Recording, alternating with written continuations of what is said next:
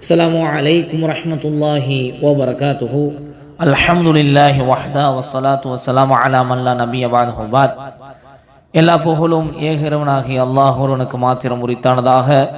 அவனுடைய சாந்தியும் சமாதானமும் நாமெல்லாம் உயிரை விட மேலாக நேசிக்கக்கூடிய உத்தம சத்திய தூதர் முஹம்மது நபி ஸல்லல்லாஹு அலைஹி வஸல்லம் அவர்கள் மீதும், அவர்களை பின்பற்றி வாழ்ந்த சத்திய சஹாபாக்கள், தபீஈன்கள், தபா தபீன்கள், சுஹதாக்கள், இமாம்கள், நல்லோர்கள் அனைவர்கள் மீதும், இன்னும் உங்கள் மீதும் எம் மீதும் ஒட்டுமொத்த இஸ்லாமிய சகோதர சகோதரிகள் மீதும் அல்லாஹுடைய சாந்தியும் சமாதானமும் என்றும் என்றென்றும் நின்று நிலவட்டுமாக பிரார்த்தனை செய்தவனாய், அன்னை ஃபாத்திமா பெண்கள் அரபிக் கல்லூரி சார்பாக நடத்தப்படும் கற்போம் கற்றுக் கொடுப்போம் என்ற நிகழ்வின் வாயிலாய் மீண்டும் உங்கள் அனைவரையும் சந்திப்பதில் மகிழ்ச்சி அடைகிறோம். அல்ஹம்துலில்லாஹ். அன்பார்ந்த உறவுகளே, தாய்மார்களே, நாம் அகீதா சம்பந்தமான தொடர்படியான சில விஷயங்களை நாம் பார்த்து வருகிறோம். அதில் கெட்ட அகீதா ஒரு மனிதனுக்குள் வருவதற்கான காரணிகளை நாம் ஒவ்வொன்றாக பார்த்து வருகிறோம். அதில் மூன்றாவதாக கண்மூடித்தனம்.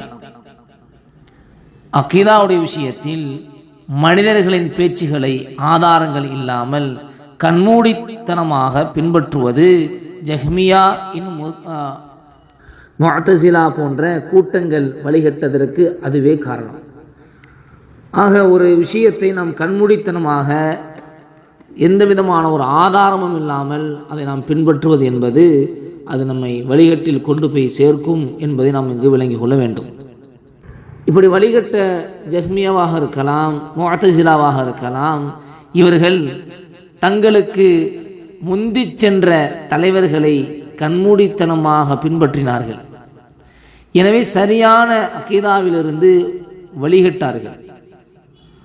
மனிதன் என்ற அடிப்படையில் எல்லோரிடமும் தவறு ஏற்படும். அது எவ்வளவு பெரிய மேதாவியாக இருந்தாலும் சரியே, கண்டிப்பான முறையில் மனிதன் என்ற அடிப்படையில் தவறு ஏற்படத்தான் செய்யும். இதிலிருந்து யாரும் தப்ப முடியாது. எத்தனையோ நல்ல விஷயங்கள் அவர்களிடம் இருக்கலாம். அதற்காக எல்லா விஷயங்களிலும் ஒட்டுமொத்தமாக அவர்களை சரிகாண்பது நல்லதல்ல. அவர்களிடத்தில் நிறைய நல்ல விஷயங்கள் இருக்கலாம். நல்ல விஷயங்கள் இருக்கும் பொழுது அவரை நான் விரும்புகிறேன், அவருடைய பயானத்துகள் நன்றாக இருக்கிறது, அவர் சொல்லக்கூடிய விஷயங்கள் சரியாக இருக்கிறது. ஆனால் ஒரு சில விஷயங்கள் அவர் மாற்றமாக சொல்லும் பொழுதுமே கூட, அவர் மாற்றமாக சொன்னாலும், அது குர்ஆன் சுன்னாவிற்கு மாற்றமாக இருந்தாலும், அவர் சொல்லிட்டாரு நான் அதை அப்படி தான் பின்பற்றுவேன், அதெல்லாம் எங்களுக்கு தெரியாது, அந்த மாதிரியான ஒரு சூழ்நிலைக்கு, அந்த மாதிரியான ஒரு சிந்தனைக்கு நாம் போயிடக்கூடாது. அவரை ஒட்டுமொத்தமாக அவர் செய்வதெல்லாம் சரி காண்பதும் அது சரியானது கிடையாது. அது நம்மை சத்தியத்தை விட்டு விலகி வைத்துவிடும், அசத்தியத்தை விளங்காமல் வைத்துவிடும். அவர் நல்ல விஷயம், அவரிடத்தில் நிறைய நல்ல விஷயங்கள் இருக்கும், நல்ல விஷயத்தை சொல்லுவார். ஆனால் மனிதன் என்ற அடிப்படையில் ஒரு சில தவறுகளும் ஏற்படும். அப்போ அந்த தவறுகள் ஏற்படும் பொழுது அதை தவறாக நாம் சரியாக பார்க்க வேண்டுமே தவிர, அவர் இதற்கு முன்னால் நல்லது தான் சொல்வார், நாம் அதனால் இது தவறாக இருந்தாலும் பரவாயில்ல, அதை நான் அப்படியே தான் எடுத்து பின்பற்றுவேன் என்று நாம் செய்வது என்பது அது மிகப்பெரிய ஒரு தவறான ஒன்று. அதை ஒட்டுமொத்தமாக சரி காண முடியாது என்பதை நாம் அதை தெரிந்து கொள்ள வேண்டும். அப்போ எதிலேனும் அவர்களிடம் தவறு நேர்ந்துள்ளது என்று சொன்னால், ஆதாரத்தின் அடிப்படையில் நமக்கு தெளிவாகிவிட்டால், அது தவறுதான் அப்படிங்கிறது நமக்கு ஆதாரத்தின் அடிப்படையில் நமக்கு தெளிவாகிவிட்டது என்று சொன்னால், உடனே நாம் அந்த விஷயத்தில் மட்டும் அவரின் சொல்லை தள்ளி வைத்து விட வேண்டும். அதை நம்ம எடுக்கக்கூடாது. ஒட்டுமொத்தமாக அவரை சரி காணவும் கூடாது, ஒட்டுமொத்தமாக அவர் மொத்தத்திலே அவர் வழிகேடு அப்படின்னு சொல்லி ஒட்டுமொத்தமாக தூக்கி வீசவும் கூடாது. மனிதன் அடிப்படையில் ஒரு விஷயத்தில் அவருக்கு தவறு ஏற்பட்டிருக்கு என்று சொன்னால், அந்த தவறை நாம் ஆதாரத்தின் அடிப்படையில் தவறு என்று நாம் கண்டிருந்தோம் என்று சொன்னால், அந்த விஷயத்தில் அவரை நம்ம எடுக்கக்கூடாது. அவர்கிட்ட முடிந்த அளவுக்கு அவருக்கு விளக்கத்தை கொடுப்பதற்கு முயற்சி செய்ய வேண்டும். அவர் மார்க் அறிஞராக இருந்தால் இன்னொரு நல்ல ஒரு சிறந்த ஒரு மார்க் அறிஞர் மூலியமாக அவருக்கு அதற்கான விளக்கத்தை கொடுக்க வேண்டுமே தவிர, அவரை ஒட்டுமொத்தமாக அவரை வழிகேடு என்று ஒதுக்கிவிடவும் கூடாது. ஒட்டுமொத்தமாக அவர் சொல்வது எல்லாமே சரி என்று நாம் எடுத்துக்கொண்டு அதை நாம் பின்பற்றக்கூடிய நிலையிலும் வந்துவிடவும் கூடாது. ஆக அந்த விஷயத்தில் மட்டும் அவர் எதை தவறு செய்திருப்பாரோ அதை விட்டும் அவரை நாம் அந்த விஷயத்தில் மட்டும் தள்ளி வைத்துவிட்டு, எது சரியோ அதை நாம் பின்பற்றக்கூடியதாக இருக்க வேண்டும்.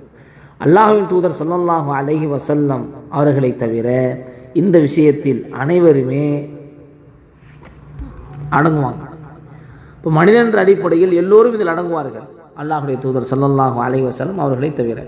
இதனால் தான் நம்முடைய பெரும்பெரும் இமாம்கள் அத்தனை பேரும் கண்மூடித்தனமாக அவர்களை பின்பற்றுவதை கடுமையாக கண்டித்தார்கள். பெரும்பெரும் இமாம்கள், உதாரணத்திற்கு இமாம் அபூ ஹனீஃபா ரஹ்மத்துல்லாஹி அலை, இமாம் ஷாஃபிஈ ரஹ்மத்துல்லாஹி அலை அவர்கள் சொல்லும் பொழுதுமே கூட கண்மூடித்தனமாக தன்னை பின்பற்றுவதையும் கண்டித்தார்கள்.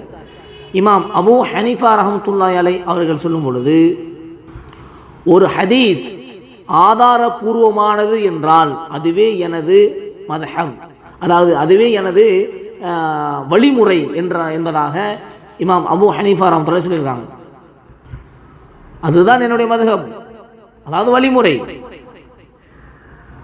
இன்னொரு விஷயத்தில் சொல்லும் பொழுது, நாங்கள் எங்கிருந்து ஆதாரம் எடுத்தோம் என்பதை அறியாத நிலையில் எங்கள் சொல்லை ஏற்றுக்கொள்வது எவருக்கும் ஆகுமானதல்ல என்பதையும் சொல்லியிருக்கிறாங்க. இந்த செய்தி இஅலாமுல் முவக்கிஈன் என்று சொல்லக்கூடிய புத்தகத்தில் பதிவு செய்யப்பட்டிருக்கிறது. இமாம் ஷாஃபிஈ ரஹ்மத்துல்லாஹி அலைஹி அவர்கள் சொல்லும் பொழுது, ஒரு ஹதீஸ் ஆதாரபூர்வமானது என்றால் அதுவே எனது மதுஹப் என்பதை சொல்லியிருக்கிறாங்க, அவங்களும் சொல்லியிருக்கிறாங்க. இன்னொரு இடத்துல, நான் சொன்ன ஒன்று அல்லாஹுவின் தூதர் ஸல்லல்லாஹு அலைஹி வஸல்லம் அவர்களுடைய ஆதாரபூர்வமான செய்திக்கு முரணாக இருப்பதை நீங்கள் பார்த்தால் அப்போது என்னுடைய அறிவு எடுபட்டு விட்டது என்பதை தெரிந்து கொள்ளுங்கள் என்பதாக இமாம் ஷாஃபி ரஹ்மத்துல்லாஹி அலைஹி அவங்க சொல்லியிருக்கிறாங்க. இந்த செய்தி ஆதாப் ஷாஃபிஈ என்ற அந்த புத்தகத்தில் பதிவு செய்யப்பட்டிருக்கு. அப்போ பாருங்க, பெரும்பெரும் இமாம்கள் அவர்கள் கூட நாங்கள் என்ன சட்டம் சொல்லியிருந்தாலுமே கூட, நிறைய ஃபிக்ஹுடைய விஷயங்களை தொகுத்திருந்தாலுமே கூட அதில் எங்களுக்கு தவறு ஏற்பட்டிருக்கலாம். ஒருவேளை அப்படி ஏற்பட்டிருந்தால் என்னுடைய சொல்லுக்கு மாற்றமாக அல்லாஹுடைய தூதருடைய செய்தி, ஆதாரபூர்வமான செய்தி உங்களுக்கு கிடைத்தால் அப்பொழுது என்னுடைய அறிவு எடுபட்டு விட்டது என்பதை தெரிந்து கொள்ளுங்கள் என்பதாக இமாம் ஷாஃபிஈ ரஹ்மத்துல்லாஹி சொல்லியிருக்காங்கன்னு சொன்னால், அல்லாஹ் அக்பர் அல்லாஹ் அக்பர். அவர்களெல்லாம் எவ்வளோ பெரிய ஒரு மார்க் அறிஞர். இமாம் அபூ ஹனீஃபா எவ்வளோ பெரிய ஒரு அறிவு மேதாவி, இமாமுல் ஆலம் என்று சொல்லக்கூடிய அளவிற்கு எவ்வளோ ஒரு அறிவை அல்லாஹ் அவர்களுக்கு கொடுத்திருந்தான். இப்போ இப்படிப்பட்ட இமாம்களே இப்படி அவர்கள் சொல்லியிருக்கும் பொழுது, இன்னைக்கு நாம் சர்வசாதாரணமாக ஃபத்வாக்களை கொடுக்கக்கூடிய இமாம்களை பார்க்கிறோம். சர்வசாதாரணமாக வாய்க்கு வந்ததையெல்லாம் சொல்லக்கூடியவர்களையும் பார்க்கிறோம். அன்பான சொந்தங்களே, உறவுகளே, ஆக பெரும்பெரும் இமாமாக இருக்கக்கூடிய நம்முடைய இமாம்களை இப்படி சொல்லியிருக்கிறார்கள் என்று சொன்னால், நாம் ஒரு விஷயத்தில், மார்க்க விஷயத்தில் நாம் ஒரு விஷயத்தை சொல்வதற்கு முன்னால் நிறைய முறை, 1000 முறை யோசிக்கக்கூடியவர்களாகவும், நம்முடைய பெரும்பெரும் இமாம்கள் சொல்லியிருக்கக்கூடிய விஷயத்தை, கருத்துக்களை ஆய்வு செய்ததற்கு பிறகு அவர்கள் இந்த கூற்றில் என்ன சொல்லியிருக்கிறார்கள் என்பதை நாம் ஆய்வு செய்து முடிவெடுக்கக்கூடியவர்களாகவும் இருக்க வேண்டுமே தவிர, எனது மனதிற்கு பட்டது, எனக்கு பிடித்தது, என்னுடைய சிந்தனைக்கு பட்டது என்றெல்லாம் நாம் இன்றைக்கு ஃபத்வா கொடுத்தோம் என்று சொன்னால், மார்க் தீர்ப்பு கொடுத்தோம் என்று சொன்னால், நாளை மறுமையில் மிகப்பெரிய கை சேதத்தை நாம் பார்க்க வேண்டிய சூழ்நிலை ஏற்படும். கண்மூடித்தனமாக நாம் பின்பற்றுவது என்பது கெட்ட அகீதா நம்மிடத்திலே வருவதற்கான ஒரு காரணம் என்பதை இமாம் தொஹாவி அவர்கள் பதிவு செய்திருக்கிறார்கள். அந்த அடிப்படையில் நாம் மார்க்க ஆதாரங்களை கொண்டு நாம் விஷயங்களை பின்பற்றக்கூடிய மக்களாக அல்லாஹ் ரப்பல் ஆலமீன் உங்களை என்னை மாக்கவர்கள் புரிய வேண்டும் என்று அல்லாஹ்விடத்தில் பிரார்த்தனை செய்வோம். அதே நேரத்தில் இன்னும் வழிகட்ட கொள்கை ஒரு மனிதனுடைய வாழ்க்கையில் வருவதற்கான வழிகள் என்ன என்பதை இமாம் அவர்கள் தொடர்ந்து பேசுவதை இணைந்திருங்கள், தொடர்ந்து பார்ப்போம். அஸ்ஸலாமு அலைக்கும் வரஹ்மத்துல்லாஹி வபரகாத்துஹு.